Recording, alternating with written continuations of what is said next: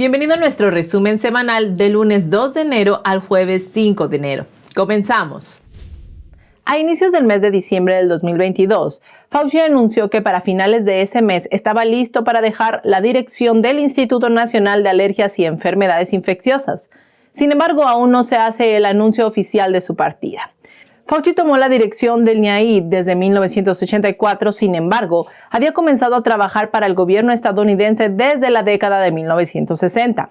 Se espera que con la mayoría de republicanos en la Cámara de Representantes se celebren audiencias públicas donde Fauci sea llamado, algo que el médico ha declarado que está dispuesto a cumplir con la investigación. Como muchos de ustedes recordarán, Fauci ha sido criticado por los republicanos por haber proporcionado fondos a una organización de investigación externa para el estudio de los coronavirus de murciélagos en un laboratorio de Wuhan, en China.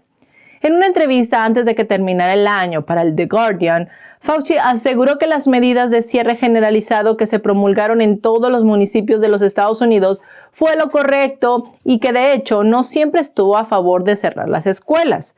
Fauci dijo lo siguiente: si se revisan los archivos y se repasan los videos, se verá cuántas veces dije que teníamos que hacer todo lo posible para que los niños volvieran a la escuela lo antes posible y de la forma más segura posible. Y agregó: por un lado estaba a favor de cerrar las cosas temporalmente, pero ciertamente sentía que necesitábamos abrir tan rápido y tan seguro como pudiéramos.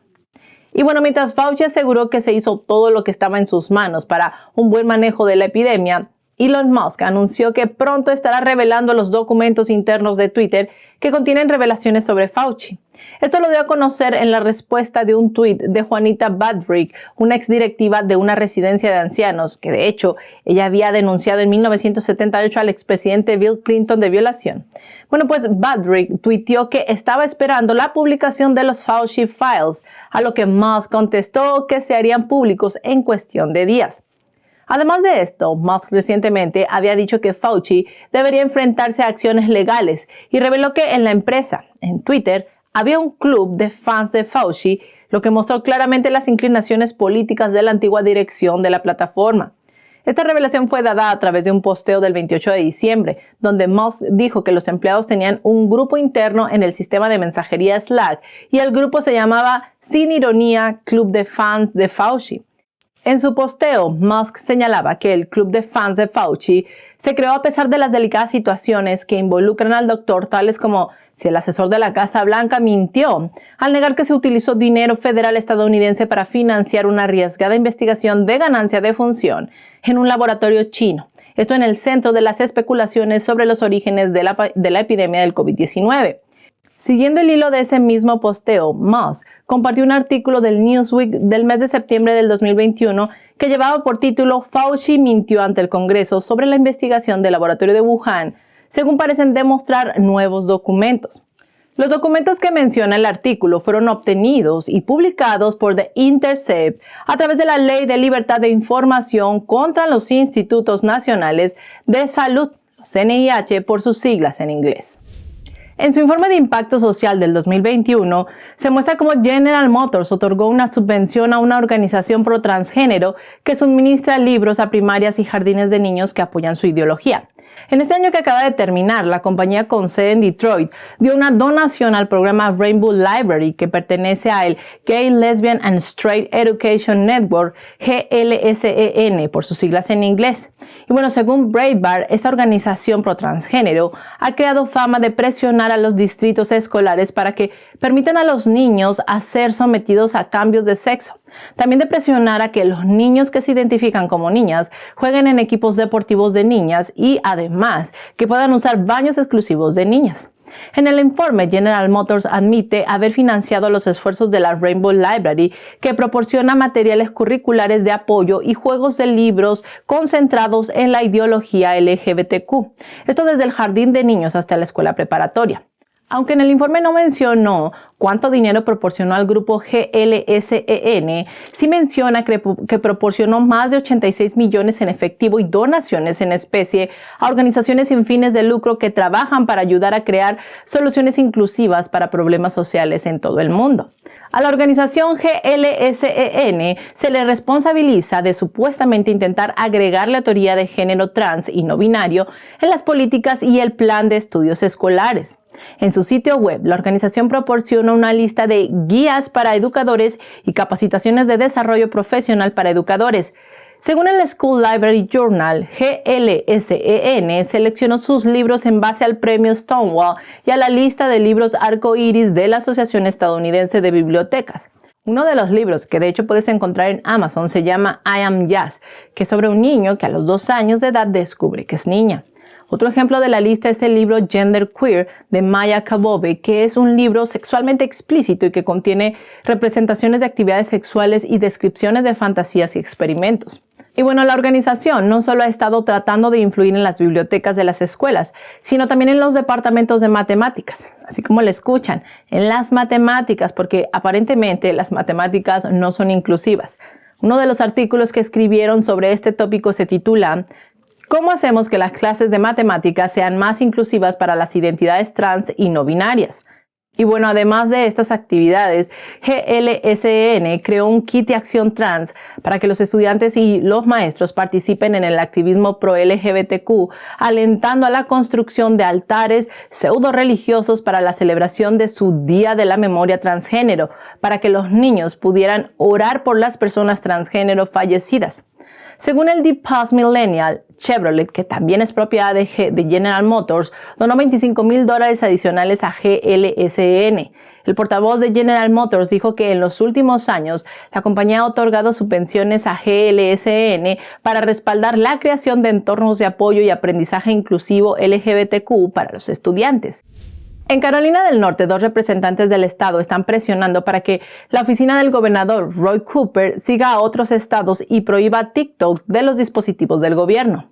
Jason Zane y John Hardister, ambos republicanos, enviaron una carta a Roy Cooper insistiendo en que elimine pronto y de manera eficaz la aplicación de TikTok, considerando el caso como una cuestión de seguridad nacional.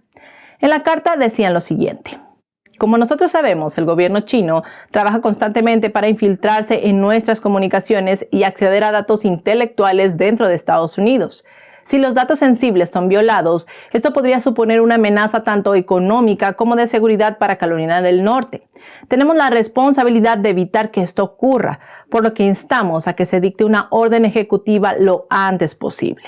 Los representantes estatales nombraron como referencia órdenes anteriores como la emitida la semana pasada por el jefe administrativo de la Cámara de Representantes de los Estados Unidos, para que todos los legisladores borren la aplicación en todos los dispositivos gestionados por la Cámara.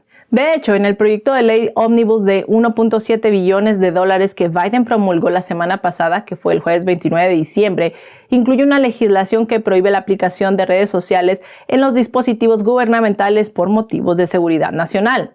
Por su parte, el estado de Indiana ya es el 20º estado que se suma al bloqueo de uso de TikTok en sus dispositivos. En ese estado, Todd Rokita, el fiscal general, presentó 2 demandas contra TikTok afirmando que la aplicación hacía afirmaciones falsas. Rokita dijo en un comunicado de prensa lo siguiente: la aplicación TikTok es una amenaza maliciosa e intimidante desatada sobre los consumidores desprevenidos de Indiana por parte de una empresa china que sabe muy bien los daños que inflige a los usuarios. Con este par de demandas esperamos obligar a TikTok a detener sus prácticas falsas, fraudulentas y engañosas que violan la ley de Indiana. Según Rokita, la primera demanda alega que TikTok atrae a los niños a su plataforma utilizando publicidad engañosa y que además la plataforma está repleta de contenido sexual, de blasfemia o de referencia de drogas, aunque TikTok presenta su aplicación como segura y apropiada para niños de 13 a 17 años. Y la segunda demanda alega que TikTok recopila datos de sus consumidores y que engañó a esos consumidores para que creyeran que esta información está protegida del gobierno de China y del Partido Comunista Chino.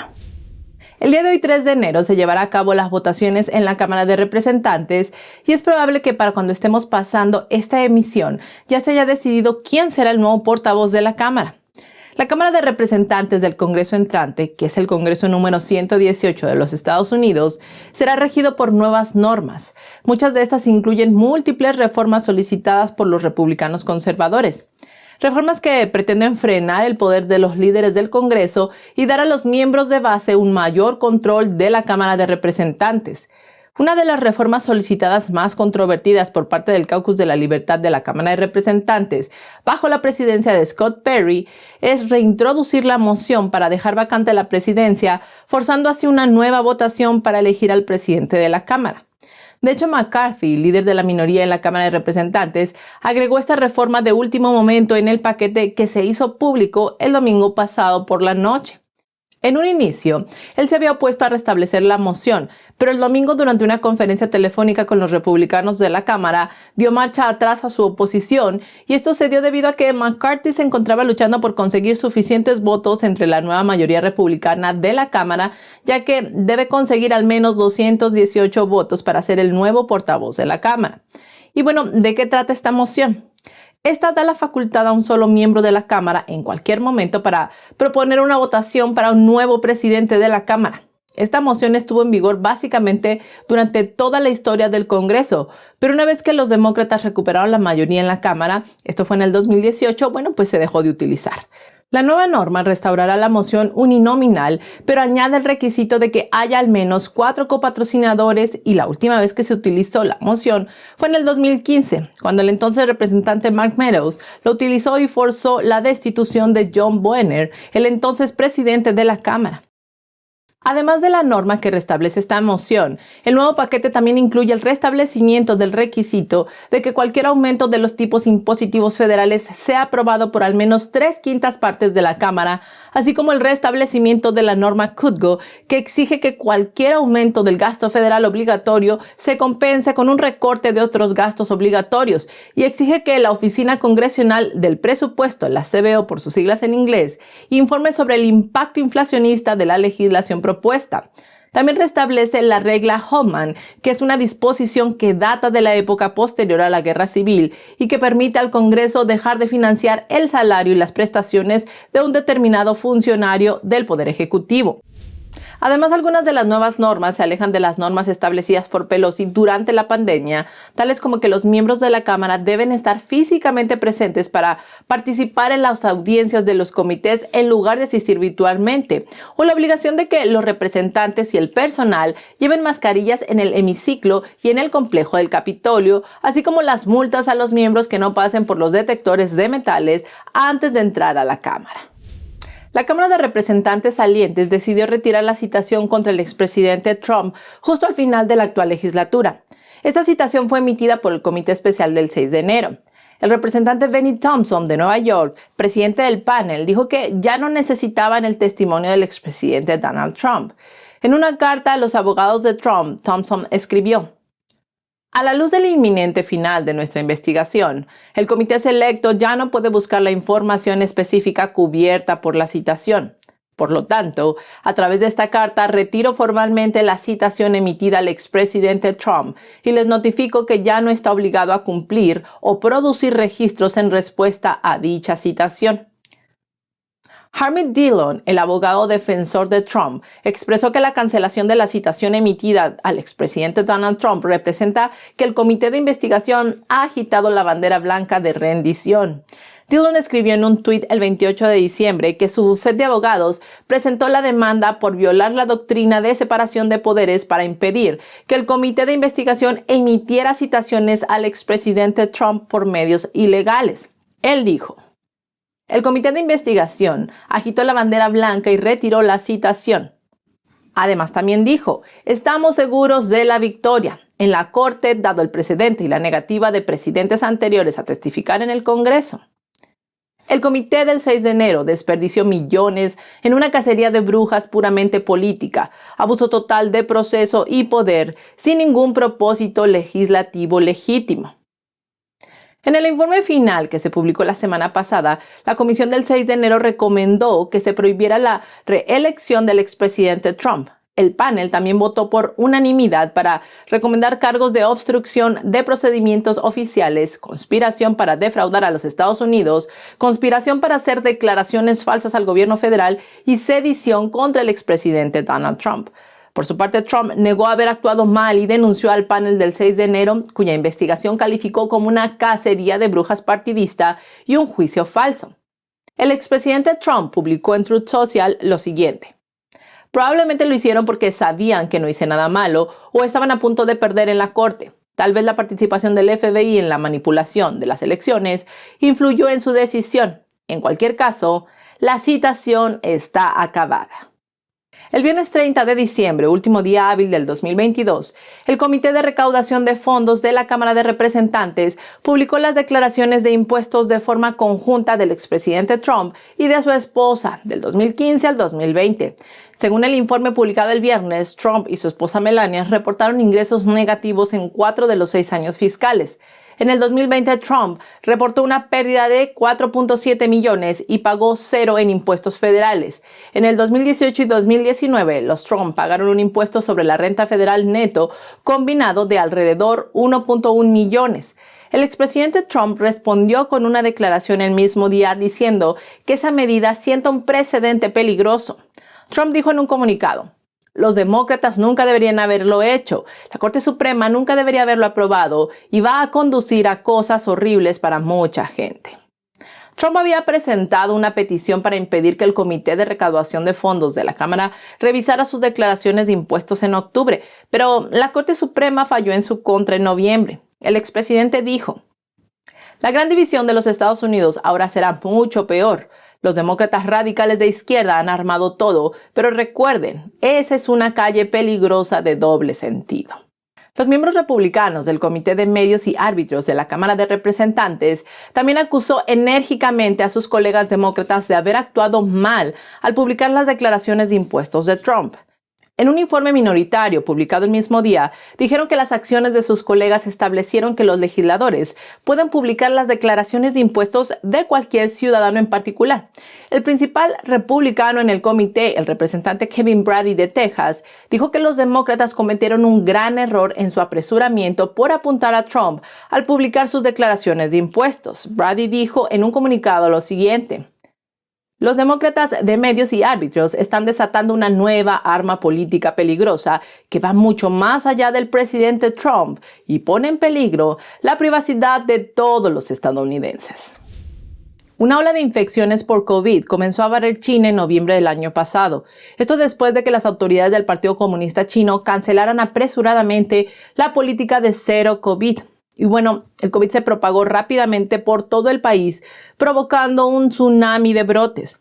Los hospitales estaban abarrotados y muchos de los infectados mostraban síntomas de pulmón blanco, tal como ocurrió hace 3 años cuando estalló la epidemia por primera vez. Había largas colas en los crematorios. Se pidió a los trabajadores de salud que trabajaran incluso si habían contraído la enfermedad. Todo el país está sobrecargado. Según estimaciones de las tasas de infección en Beijing, Sichuan, Hainan y otras provincias y ciudades, más del 50% de la población del país, o más de 700 millones de personas, están infectadas con la enfermedad. Expertos autorizados en Shanghai, China, estimaron que la tasa de infección nacional podría alcanzar el 80% durante el nuevo año, lo que significa que más de 1.100 millones de personas estarán infectadas. Airfinity, una agencia de datos de salud con sede en el Reino Unido, dijo el viernes 30 de diciembre que China actualmente está perdiendo alrededor de 11,000 personas por día a causa de la epidemia, lo que eleva el número total de muertes por la enfermedad a 110,000 en diciembre. Airfinity dijo que usó los datos más recientes de las provincias de China para su modelo. Espera que la ola de infecciones del COVID en China alcance su primer pico el 13 de enero del próximo año, con 3,7 millones de nuevas infecciones por día. El número de muertes alcanzaría su punto máximo 10 días después de eso, alrededor de 25,000 por día. Sin embargo, las cifras oficiales proporcionadas por el Partido Comunista Chino sobre la cantidad de infecciones y muertes por día son tan pequeñas que parecen increíbles y son completamente inconscientes con la gravedad actual de la epidemia en China y el conocimiento médico común. Las autoridades han anunciado solo 12 muertes por coronavirus desde el 1 de diciembre. Por otro lado, el Partido Comunista Chino está repitiendo en este momento la misma operación que hizo hace 3 años, abriendo las puertas del país a una relajación masiva de los viajeros chinos que abandonan el país. El gobierno italiano descubrió recientemente que la mitad de las personas en un vuelo de China a Italia habían sido infectadas con la enfermedad. En Japón, las pruebas a los pasajeros entrantes se encontraron que 90 de los 92 personas infectadas eran de China.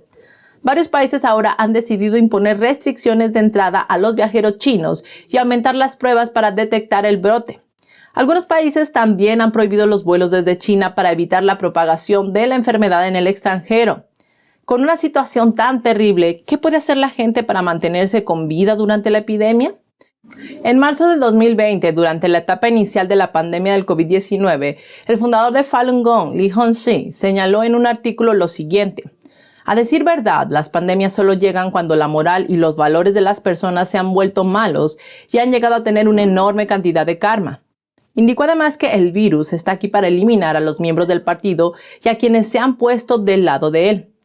En su artículo, Li Hongzhi aconsejó: lo que la gente debería hacer, en cambio, es arrepentirse ante lo divino con toda la debida sinceridad, admitir sus faltas y orar por la oportunidad de cambiar su forma de ser. Esta breve pausa es para agradecer a nuestros miembros activos. Ellos son Cristi, Javier Colindres, Fralescas, Adriana Cabreja, Silvia Green, Rafael Sánchez, Irvin Michel, Ray Verdesia, Juan Carlos Marcano, La Oveja Negra, Saraí Soto, Agustín López, Mateo 921 y José Villafane. Gracias, querida familia, por ser parte de esta maravillosa comunidad. Y si tú quieres unirte, una forma de hacerlo es muy sencillo, es cliqueando el botón de allá abajito que dice Join o Unirse. Y si no puedes unirte, no te preocupes. Otra forma de apoyar a nuestro proyecto es muy sencilla. Es dándole me gusta a la emisión de hoy y suscribiéndote a nuestro canal. Muchísimas gracias por tu apoyo. Continuamos. El día de ayer, 3 de enero, el Congreso número 118 prestó juramento. Y ese mismo día, el Comité Especial del 6 de enero de la Cámara de Representantes se disolvió oficialmente. Como muchos de ustedes recordarán, dicha comisión se estableció a raíz de los disturbios en el Capitolio después de los controvertidos resultados de las elecciones presidenciales del 2020. La comisión tenía la tarea de investigar el papel del expresidente Donald Trump en el incidente. Dicho comité estaba compuesto por demócratas y por miembros anti-Trump. Después de una investigación de 18 meses, la comisión presentó un informe final de 814 páginas sobre sus hallazgos y una recomendación al Departamento de Justicia para enjuiciar a Trump por intentar anular los resultados de las elecciones. Gran parte del trabajo del comité se ha hecho público, pero parte del mismo, incluidas entrevistas en videos con cientos de testigos, no será público de inmediato. La comisión entrevistó formal e informalmente a más de 1,000 testigos, recopiló más de 1 millón de documentos y celebró 10 audiencias. Esta comisión envió estos videos y algunos otros registros de la comisión a los archivos nacionales que por ley estarán disponibles para inspección pública dentro de 50 años. Sin embargo, los líderes republicanos entrantes de la Cámara pueden tratar de obtener los materiales más rápidamente. Entre el paquete de reglas propuestas por la Cámara, que fue publicada el domingo, hay una disposición que requiere que los archivos nacionales devuelvan a la Cámara cualquier registro relacionado con el comité antes del 17 de enero. Estaremos muy atentos para seguir esta historia. El nuevo Congreso de los Estados Unidos se inauguró al mediodía del martes 3 de diciembre. Posteriormente, la Cámara de Representantes se dispuso a votar para elegir a un nuevo presidente de la Cámara. McCarthy, de quien se pensaba sería elegido como el nuevo portavoz de la Cámara, se enfrentó a una fuerte oposición por parte de sus homólogos. McCarthy intentó 3 veces afianzar los 218 votos necesarios para asegurar una mayoría y convertirse en presidente, pero falló esas 3 veces. En las 2 primeras ocasiones solo recogió 203 votos y 202 votos en la tercera. Para las 5:30 de la tarde del día de ayer, los republicanos y los demócratas votaron rápidamente por voz para levantar la sesión. Esa es la primera vez en casi un siglo que la Cámara de Representantes no logra elegir a un portavoz en la primera ronda de votación. El resultado no sorprende, ya que los republicanos tienen 222 escaños, de los cuales 20 republicanos se oponen a McCarthy. Ellos apoyaron al congresista republicano Jim Jordan. Por su parte, Jordan dijo que no quería el trabajo de portavoz y nominó a McCarthy en la segunda ronda de votación. Luego, los demócratas respaldaron al representante demócrata Hakeem Jeffries. McCarthy y los miembros del House Freedom Caucus necesitan encontrar algún consenso sobre cómo elegir al portavoz. McCarthy, intentando asegurar una elección tranquila, ha hecho importantes concesiones al ala conservadora del partido. El mayor compromiso de McCarthy fue aceptar ejercer un voto de censura contra el presidente de la Cámara en el futuro, siempre que lo propongan 5 miembros republicanos de la Cámara. Al mismo tiempo, también prometió a la derecha del Partido Republicano que se eliminará el sistema de voto por poder. Los miembros de la Cámara ya no podrán participar en las audiencias por enlace de video, pero deben asistir y votar en persona. Pero aparentemente los republicanos de línea dura piensan que estas concesiones no serán suficientes. El martes por la mañana, durante una reunión del partido, McCarthy trató de persuadir a quienes tenían puntos de vista opuestos y prometió permanecer en la contienda hasta que obtenga los votos necesarios. Después de la reunión, varios republicanos de línea dura dijeron que seguían oponiéndose a McCarthy. Entre ellos estaban incluidos los representantes Gates, Biggs, Scott Perry y Lauren Boebert. El representante republicano de línea dura, Bob Good, dijo que nada había cambiado desde la reunión y agregó que sigue siendo un oponente, al igual que el republicano Matt Rosendale, quien también dijo que sigue oponiéndose a McCarthy. El republicano Andy Biggs busca el papel de presidente de la Cámara. Dijo después de la reunión del martes que todavía se postula como reemplazo y que no se retirará de la carrera, algo que sin duda seguirá desviando los votos de McCarthy. Si ningún candidato gana la mayoría de los votos para presidente, los miembros de la Cámara seguirán votando repetidamente y se pueden agregar otros candidatos a la lista de nominados hasta que se elija el portavoz. Y bueno, la Cámara no puede adoptar un paquete de reglas hasta que no se elija un portavoz. Y bueno, para los republicanos de la Cámara, la incertidumbre de la elección del presidente de la Cámara ha retrasado la reunión para seleccionar al presidente del comité de la Cámara. No se había dado una situación similar durante casi un siglo. Me refiero a que no había habido una segunda votación en la elección del presidente de la Cámara de Representantes de los Estados Unidos en casi 100 años. La última nueva votación tuvo lugar en diciembre de 1923, cuando la Cámara votó 9 veces durante 3 días para elegir al republicano Frederick Gillett como presidente. La elección más larga en la historia para elegir al presidente fue en 1856. Pasaron 2 meses y 133 votos antes de que Nathaniel Banks fuera elegido presidente. Entre los comentarios pude ver que hay quienes apoyan a McCarthy y quienes no. Me gustaría mucho que dejaran en la sección de comentarios el por qué apoyan o no a McCarthy. Sería muy interesante leerles. El expresidente Donald Trump ha apoyado al representante Kevin McCarthy desde hace tiempo y aun con su apoyo, McCarthy no ha logrado obtener la mayoría ni el día martes ni el día miércoles. Trump recurrió a Truth Social para decir que está detrás de McCarthy en todo momento. Él dijo: anoche tuvieron lugar algunas conversaciones realmente buenas y ahora es el momento de que todos nuestros grandes miembros republicanos de la Cámara voten por Kevin y cierren el trato. Instó a los republicanos a no convertir un gran triunfo en una derrota gigante y vergonzosa. Trump también publicó lo siguiente: muy buenas cosas están sucediendo detrás de escena para el Partido Republicano. Las negociaciones intensas pero inteligentes entre grandes y patrióticos están en curso. Todos aman a nuestro país y quieren algo para avanzar lo antes posible. El expresidente Trump agregó: este evento terminará haciendo al Partido Republicano más fuerte y más unido que nunca. Nuestra nación está en juego. Estén atentos y hagan América grande otra vez. El expresidente Trump respaldó a McCarthy como presidente antes de las elecciones de mitad de periodo y más tarde en diciembre animó a los republicanos a respaldar a McCarthy. El expresidente advirtió en una entrevista con Breitbart que los oponentes de McCarthy estaban jugando un juego muy peligroso.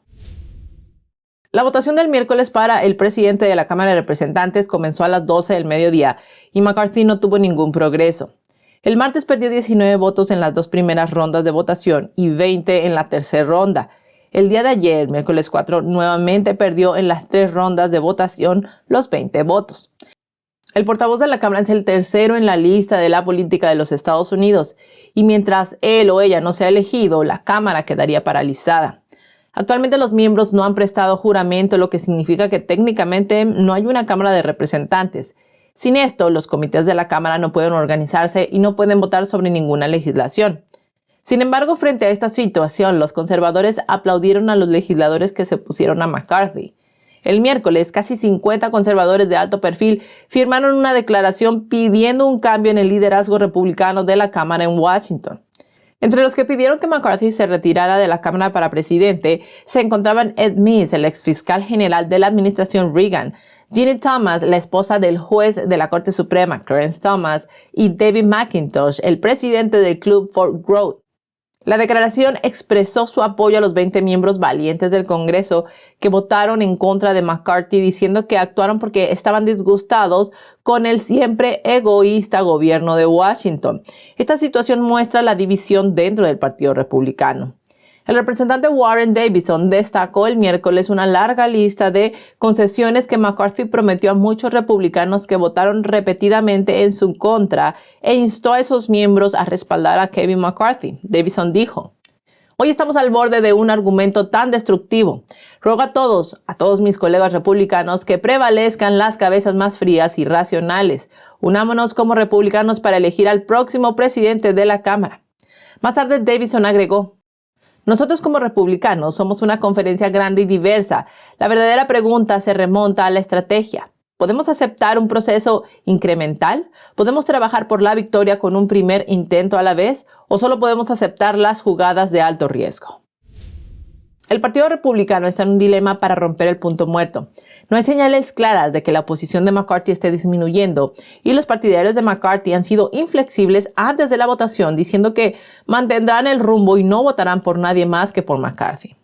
Los demócratas, por otro lado, respaldaron unánimemente al representante Hakeem Jeffries como líder de la minoría. De hecho, él recibió más votos que McCarthy. Sin embargo, por ahora parece poco probable que los republicanos apoyen al líder demócrata. Los demócratas de la Cámara de Representantes plantearon el miércoles la idea de elegir al llamado presidente de la unidad, después de que la mayoría republicana de la Cámara de Representantes no eligiera a McCarthy. El representante Pete Aguilar le dijo a Punchbowl que la maniobra tendría que satisfacer a algunos demócratas y a muchos republicanos del establishment. Incluso la representante Alejandra Ocasio-Cortez también planteó que un presidente de la unidad no está fuera del ámbito de la posibilidad. Ella cree que gran parte de la oposición hacia McCarthy es muy personal. Ocasio-Cortez preguntó: "Entonces la pregunta es, ¿hay alguien en su grupo que pueda generar ese consenso? Si no lo hay, el equipo de McCarthy tendrá que venir al Partido Demócrata. Y si ese es el caso, entonces, ¿cómo sería eso? ¿Es algo sin precedentes? ¿Podría dar lugar a un posible gobierno de coalición?". La representante Mercy Kaptur fue la tercera demócrata en plantear esta misma idea el miércoles. "Creo que tenemos mucho talento en ambos lados de la isla. Y son solo un poco de republicanos los que se resisten. Tal vez lo que debemos hacer es buscar algún tipo de arreglo que abarque a personas de ambos lados de la isla". El periodista independiente Matt Taibbi publicó otra historia importante el martes 3 de enero. Informó que Twitter ajustó sus políticas para construir una relación más estrecha con las agencias de inteligencia de los Estados Unidos, luego de que la plataforma fuera presionada por los legisladores demócratas en el otoño del 2017. Además de esto, las agencias gubernamentales de los Estados Unidos también presionaron a Twitter para que eliminara 250,000 cuentas. Documentos internos difundidos por Taibbi muestran que en septiembre del 2017, el senador demócrata Mark Warner de Virginia lideró una campaña de presión contra Twitter. El compromiso de Twitter le dio a las agencias de inteligencia de los Estados Unidos más influencia sobre la eliminación de anunciantes en la plataforma. A partir del 6 de septiembre del 2017, los ejecutivos de Twitter no creían que hubiera actividad significativa en la plataforma por parte de grupos rusos entrometidos en las elecciones y decidieron internamente dirigir a los reporteros relevantes a Facebook. Taibbi comentó que creían que Facebook debería llevar la peor parte del escrutinio del Congreso. Sin embargo, Twitter se vio sometido a nuevas presiones después de que Warner, entonces vicepresidente del Comité de Inteligencia del Senado, criticara el informe de Twitter sobre las actividades de Rusia como inadecuado. En el informe, Twitter informó al comité que solo 22 de las 2,700 cuentas sospechosas de tener vínculos con grupos de influencia rusa habían sido suspendidas. Taibbi publicó que después de reunirse con los líderes del Congreso, Colin Crowell, quien fue vicepresidente de políticas públicas de Twitter, escribió lo siguiente: "Warner tiene un incentivo político para mantener este tema en la parte superior de las noticias, mantener la presión sobre nosotros y el resto de la industria para seguir produciendo material para ellos". Taibbi dijo que un comprobante clave de la campaña de presión era la amenaza inminente de una legislación. Esta legislación obstaculizaría la capacidad de Twitter para mostrar anuncios políticos junto con publicidad negativa de los principales medios de comunicación en contra de Twitter. En respuesta a la creciente presión pública, el 2 de octubre del 2017, Twitter formó un grupo de trabajo para investigar más a fondo la influencia de los operativos rusos en la plataforma. A partir del 23 de octubre, se concluyó que solo 17 de los 2.500 cuentas investigadas estaban vinculadas a Rusia. También señaló que, en respuesta a la inminente amenaza de la legislación, Twitter se había comprometido a trabajar con Warner y con otros políticos demócratas para prepararse para cambiar sus políticas publicitarias y eliminar las cuentas infractoras. Twitter ha insistido externamente en que la empresa elimina el contenido publicitario a su propia consideración, pero rápidamente cambió sus lineamientos internos para establecer nuevas relaciones con las agencias de inteligencia. Según el informe de Tyvee, un documento interno instruyó que cualquier usuario de entidades patrocinadas por el Estado que fueran identificadas por la comunidad de inteligencia de los Estados Unidos realizando operaciones cibernéticas contra los Estados Unidos o contra otros objetivos relacionados con las elecciones o entidades asociadas con tales operaciones no debe hacer publicidad en Twitter.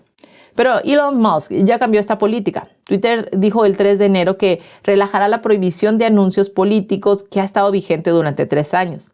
Al enfrentarse al Centro de Compromiso Global, GS por sus siglas en inglés, Tyvee llamó al GS un brazo analítico de inteligencia incipiente del Departamento de Estado y dijo que el GS acudió directamente a los medios con un informe titulado Aparato de Desinformación Ruso tomando ventaja de las preocupaciones sobre el coronavirus.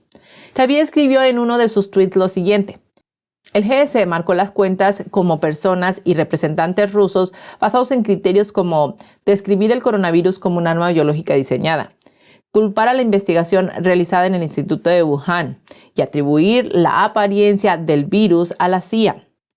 El informe del GS apareció basado en datos del DHS e incluía cuentas que seguían a 2 o más cuentas diplomáticas chinas. Según los informes, terminaron con una lista de casi 250,000 nombres e incluyeron funcionarios canadienses y una cuenta de CNN. Elon Musk respondió al hilo del Twitter del periodista Matt Taibbi el martes por la noche diciendo lo siguiente: la agencia del gobierno de los Estados Unidos exigió la suspensión de 250,000 cuentas, incluidos periodistas y funcionarios canadienses. Gracias por acompañarnos en nuestro resumen semanal. Como de costumbre, te invito a sumarte a nuestra sala de chat en Telegram y a seguirnos por YouMaker, la plataforma libre de censura. Los links los encontrarás en la cajita de descripción. Y también te recuerdo que el día de mañana estaremos transmitiendo nuestro programa de signos vitales por Epoch TV, donde la verdad no se censura. Así que nos vemos el día de mañana. Que tengas una excelente noche. Recuerda, sigamos en búsqueda de la verdad.